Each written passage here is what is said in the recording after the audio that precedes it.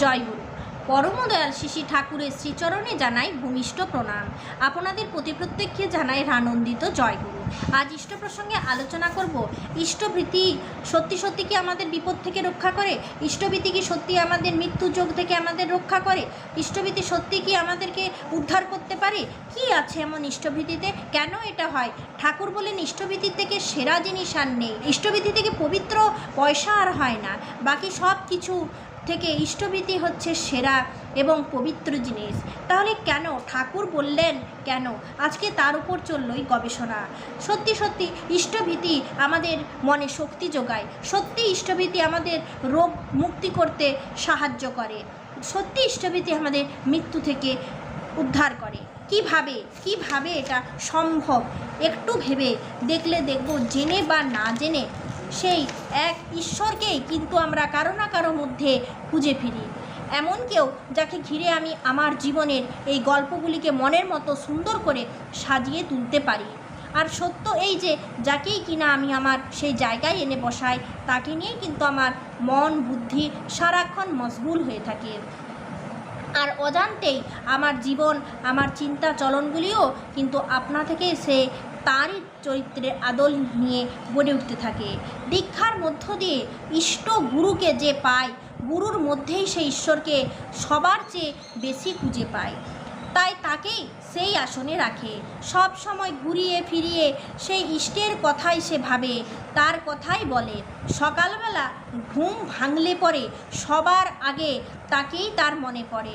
আর সকালের এই যে সুন্দর মুহূর্তটা, এইক্ষণেই তার সঙ্গে মনে প্রাণে যুক্ত হয়ে অন্তরের সমস্ত ভালোবাসা দিয়ে তার ভোগের জন্য যে অর্ঘ্যটুকু সে নিবেদন করে, সেইটি এ যুগের ইষ্টভীতির সরল বিধান। দেখুন, সকালবেলায় উঠে আমরা প্রথমেই আমাদের কাজ, মানে সকল কর্মের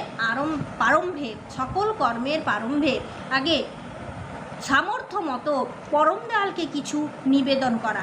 এর মধ্য দিয়েই আমরা ইষ্টের সঙ্গে যুক্ত হয়ে যাই। ইষ্টভীতি সারা দিনে শত কাজের মাঝেও আমাদের তার ধ্যানে রাখে। তো এইটুকুই করা, এই দিয়েই আমাদের সব দিক মঙ্গলময় হয়ে ওঠে। কিভাবে? ওই যে দিনের শুরুতেই তার সঙ্গে মনে প্রাণে যুক্ত হই, একমুখী হই। ওই ইষ্টভীতি সারা দিনের শত কাজের মাঝেও আমাদের তার ধ্যানে রাখে। বর্তমান যুগের মনোবিদেরা বলেছেন, প্রিয়তমকে ভালোবেসে কিছু দিলে আমাদের মস্তিষ্কে কী হয় জানেন? সেরোটোনিন, ডোপামিন, অক্সিটোসিন ইত্যাদি এমন কয়েকটি হরমোনের নিঃসরণ বেড়ে যায়, যেগুলো মনকে অফুরান শক্তি যোগাতে থাকে, বেঁচে থাকার, বেড়ে ওঠার প্রেরণা দিতে থাকে। একেই ভাবি পরমদয়াল ঠাকুর বললেন, ইষ্টভীতি করলে আমরা বাঁচা বাড়ার শক্তি পাই। এই বাঁচা বাড়ার ধর্মটা, বাঁচা বাড়ার নীতিটা কিন্তু পরমদয়াল শ্রী ঠাকুর আমাদের এসে শেখালেন। এই বাঁচা বাড়া কথাটা আগে কেউ বলেনি, ঠাকুরই বললেন মৃত্যুকে জয় করতে। পরমদয়াল শ্রী ঠাকুর এই যে ইষ্টভীতির নিয়ম দিলেন, এর ওপর চলছে মনোবিদদের গবেষণা। ইষ্টভীতি এমন কি, আজকালকার দিনে যারা দীক্ষার বিরোধী, যারা পরম দয়ালের বিরোধিতা করছেন, যারা ইষ্টবিরোধী কথা বলে থাকেন, তারা ইষ্টভীতির নামে অনেক খারাপ চর্চা করে থাকেন, তাদের এই যুক্তি দিয়ে বোঝানো দরকার যে ইষ্টভীতিটা আসলে পরম দয়ালকে পয়সা দিয়ে বড়লোক করা নয়। ঠাকুরকে পয়সা দিয়ে বড়লোক করা, সে আবার আমরা কি করব? ঠাকুর তো সব কিছু আমাদের দিয়ে রেখেছেন, তার থেকেই আমি আমার সামর্থ্য মতো পরম দয়ালকে দিয়ে আমি আমার মঙ্গল করছি, আমার পরিবারের মঙ্গল করছি।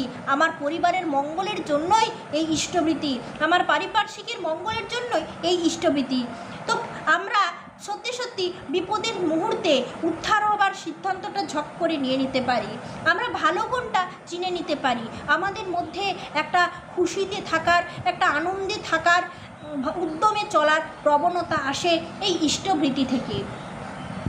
বেড়ে ওঠার প্রেরণা দিতে থাকে। বিভিন্ন সমীক্ষায় দেখা গেছে, নিয়মিত দানের অভ্যাসে শরীরের রক্তচাপ নিয়ন্ত্রণে থাকে, হৃৎপিণ্ড প্রবল হয়, স্ট্রোকের ঝুঁকি কমতে থাকে, শরীর তখন আনন্দে একজোট হয়। তরতরে হয়ে কাজ করতে থাকে, মনে ক্লান্তি অবসাদ বাসা বাঁধতে পারে না, সব দিক দিয়ে জীবনী শক্তি আমাদের বেড়ে ওঠে, সব দিক দিয়ে জীবনী শক্তি বেড়ে ওঠে। এক, আমাদের অনুভবের জোর বাড়ে, এর ফলে দুটো জিনিস হয়, একটা অনুভবের জোর বাড়ে, আর যখনই প্রকৃতি আমাদের শুভ সুযোগ দেন সেই সুযোগটাকে ক্যাচ করবার আমাদের মধ্যে একটা প্রবণতা আসে। দেখবেন অনেকেই ঘাপটি মেরে বসে থাকে, জানে না কখন কোনটা করতে হয়, সামনে সুযোগ এলেও সে সুযোগটাকে হারিয়ে ফেলে, সে সুযোগটা ক্যাচ করতে পারে না, কারণ তার মধ্যে সেই শক্তিটা থাকে না। কিন্তু যে ইষ্টবৃত্তি করে, যে ঠাকুরকে ভালোবাসে, ঠাকুর কিন্তু সেই সুযোগটা তাকে ধরিয়ে দেন, সে সুযোগ হারা হয় না। প্রকৃতি আমাদের শুভ সুযোগ দেন, আমরা তখন সেগুলোকে আরও সহজে চিনে নিতে পারি, তখন সঠিক সময়ে সিদ্ধান্তটা আমরা ঝপ করে ফেলতে পারি। দুই, সেই সুযোগের উপর দাঁড়িয়ে আমাদের বুদ্ধি, আমাদের কাজের দক্ষতা, যার যতটুকু আছে তাকে সবচাইতে ভালোভাবে ব্যবহারও করতে পারি, তখন অজান্তেই চারপাশের পরিবেশ আমাদের সহায় হয়ে ওঠে সাধারণের চাইতে অনেক বেশি। আমাদের উন্নতির পথ, মঙ্গলের পথ এইভাবেই তখন খুলে যেতে থাকে। চিত্ত যেখানে ভয়শূন্য, মানুষের পরম মঙ্গল তো সেইখানেই। আমরা সবচাইতে ভয় পাই কিসে? আমরা ভয় পাই জীবন হারা হতে। যে যেমনই হোক, সবাই কিন্তু বাঁচতে চায়। একটা ছোট গাছ, চারা গাছও, সেও কিন্তু বাঁচতে চায়। একটা ছোট্ট প্রাণী, সেও মৃত্যুকে ভয় করে। আমরা বলি মরবো, কিন্তু মরাকে আমরা প্রত্যেককে ভয় করি। একবার মৃত্যুর আগে আমরা সবাই কিন্তু বাঁচতে চাই। সে জীবনে যেমনই হোক, দুঃখী হোক, গরিব হোক, যেমনই লোক হোক, সে কিন্তু বাঁচতে চায়। আমার সঙ্গে শুধু শরীরে বেঁচে থাকাটাই তো জীবন নয়, আমার সঙ্গে আমার যা কিছু নিয়ে, আমি যা কিছু দিয়ে আমার গোটা জীবন সুন্দর হয়ে সেজে আছে, আত্মীয় স্বজন, বিষয় আশয়, সম্পত্তি, সামর্থ্য, এগুলোর কোনোটাই আমি হারাতে চাই না। পেতে চাই জীবনের শেষ দিন অবধি। আর ভয়টা এখানেই, কারণ আমরা সবাই জানি এগুলোর কোনোটাই চিরকাল থাকার নয়, তবুও আমরা প্রাণপণে ধরে রাখতে চেষ্টা করি যতটা পারি। কিন্তু শেষমেশ হারাতে যদি হয়, তা থেকে যে আঘাত, যে যন্ত্রণা পাওয়ার ভয় আমাদের ভিতরে মজুদ আছে, ইষ্টভীতি করলে সেই ভয়টা কেটে যায়। আচ্ছা, এই সামান্যটুকু আলোচনায় আপনারা ইষ্টভীতির কতগুলো গুণাগুণ শুনলেন। ইষ্টভীতি করলে কি হয়? ইষ্টভীতি করলে আনন্দ আসে, ইষ্টভীতি করলে জীবনে শক্তি আসে, উদ্যমীর সাথে আমরা এগোতে পারি, ইষ্টভীতি করলে রোগ জ্বালা থেকে মুক্ত হতে পারি, ইষ্টভীতি করলে বিপদ কাটে। এছাড়া আমাদের মধ্যে যে শোক আছে, সেই শোকটাকে আমরা সহ্য করতে পারি। সেই শোকটাকে সহ্য করার ক্ষমতা আমাদের মধ্যে অন্যের তুলনায় অনেক বেশি থাকে এই ইষ্টভীতির এমনই গুণাগুণ। কাটে ভালোবাসার শক্তিতে, মানে ইষ্টভীতি করলে এই ভয়টাই কেটে যায়, তা কাটে ভালোবাসার শক্তিতে। একমাত্র গুরুর হাতে নিজেকে একবার ছেড়ে দিয়ে তার আদেশ মেনে চলতে থাকলে আমার যত দুশ্চিন্তা আছে, দুর্বলতা আছে, সব দূর করে দেওয়া যায় নিমেষে। এককে মাথায় নিয়ে চলে যে কোনো বন্ধন তাকে কোথাও থামাতে পারে না। জীবনে যত বড় তুফানি আসুক, শেষ মুহূর্ত অবধি লড়াই করার তাকত থাকে বুকে। অন্তরে সে কোনোদিন হারে না, জীবনকে সে কোনোদিন হারায় না। তাই ইষ্টভীতি নিবেদনের যে কথাটা আমরা অনেককেই বলতে শুনি, এমনকি গুরু ভাই গুরু বোনেরাও এখন একসাথে যোগ করে বলছেন, যেখানে ডিপি ওয়ার্কের কাজ চলছে, যেখানে আনন্দের ফোয়ারা উঠছে, যেখানে এত মানুষ দীক্ষা নিচ্ছে, যেখানে এত বড় উৎসব হচ্ছে, কোটি কোটি মানুষের সেখানে জমাট, সেখানে কিছু মানুষ বলছে যে ইষ্টভীতি, অন্যান্য ঠাকুর তো কই ইষ্টভীতি করতে বলে না, অন্যান্য ঠাকুর তো কই এই টাকার কথা বলে না, এই তোমাদের এই ঠাকুরই যত টাকার কথা বলে, তোমাদের এই ঠাকুরের এই ইষ্টভীতির জিনিসটার জন্যেই আমরা দীক্ষা নিতে চাই না। অনেকে দীক্ষা নিয়ে 5টা দিন মেনে এত বড় বড় কথা বলেন। একবার ভেবে দেখুন তো, আপনি যে আপনার বাবা মাকে ভালোবাসছেন, আপনি যে আপনার সন্তানকে ভালোবাসছেন, তাদের মধ্যে কি টাকার সম্পর্ক থাকছে না? এটা আচার্যদেব বলছেন, এটা আমার কথা নয়। প্রত্যেকের মধ্যেই বা প্রত্যেকটা জিনিসের মধ্যেই টাকা পয়সার সম্পর্ক আছে, আর এটা তো একটা মঙ্গলের বিধান। এটা নিকুম্ভিরা যজ্ঞর সঙ্গে তুলনা করা হয়েছে, এটা তো একটা মঙ্গলের বিধান। তাই এই বিধানটাকে কেন মেনে নিতে এতটা আমাদের আপত্তি? কারণ আমরা যুক্তি জানি না, আমরা সত্যটা জানি না, আচ্ছা, ইষ্টভীতির পয়সায় দেওঘরে নাকি অনেক কিছু হচ্ছে, ইষ্টভীতির পয়সায় ঠাকুর বাড়িতে দিন দিন জমি সব কিছু কেনা হচ্ছে, এরকম অনেক বিরোধী কথা আমরা শুনতে পাই। কিন্তু ইষ্টভীতিটা যে কি, আজকে মনোবিদরা বলছেন ইষ্টভীতি করলে সেরোটোনিন, ডোপামিন, অক্সিটোসিন এরকম ইত্যাদি হরমোন খরিত হচ্ছে, যে হরমোনটা দিন দিন আমাদের মনে অপুরাণ শক্তি যোগাচ্ছে, যে হরমোনগুলো নিঃসরণ হবার ফলে আমাদের বেঁচে থাকার, বেড়ে ওঠার প্রেরণা দিচ্ছে।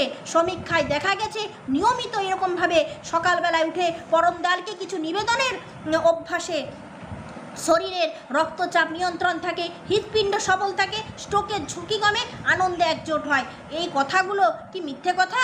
মনোবিদরা গবেষণা করছেন এগুলো কি মিথ্যে কথা? তাহলে ঠাকুর বাড়িতে কোথায় কি জমি কেনা হচ্ছে, ঠাকুর বাড়িতে কে গাড়িতে চড়ছেন, ঠাকুর বাড়িতে এত উন্নত হচ্ছে, ঠাকুরের এটা ব্যবসা, এই কথাগুলো কি মানে কোনো ভবিষ্যৎ আছে? এই ইষ্টবিরোধী কথাগুলো যেখানেই শুনবেন, সত্যি সত্যি এই কথাগুলোর প্রতিবাদ আমাদের এরপর করতেই হবে। কারণ এই কথাগুলো দিনের পর দিন এতটাই ছড়িয়ে যাচ্ছে, আর এই ইষ্টভীতির সম্পর্কে এতটাই মানুষ বাজে বক্তব্য পেশ করছেন, যারা করছেন তাদেরও মন ভেঙে যাচ্ছে। আমাদেরকে তাই ডিপি ওয়ার্কসের কাজটা খুব জোরে করতে হবে, যাজনের সঙ্গে এমন কিছু আকর্ষণীয় কথা মানুষের কাছে বলতে হবে, যাতে করে ইষ্টভীতি সম্পর্কে এই বাজে যে কথাগুলো ছড়িয়ে পড়েছে সেগুলো যাতে আস্তে আস্তে মানুষের মন থেকে মুছে যায়। আমি ঠাকুরের দীক্ষা নিয়েছি মানে আমার মৃত্যু আসবে না, আমি ঠাকুরের দীক্ষা নিয়েছি মানে আমার বিপদ হবে না।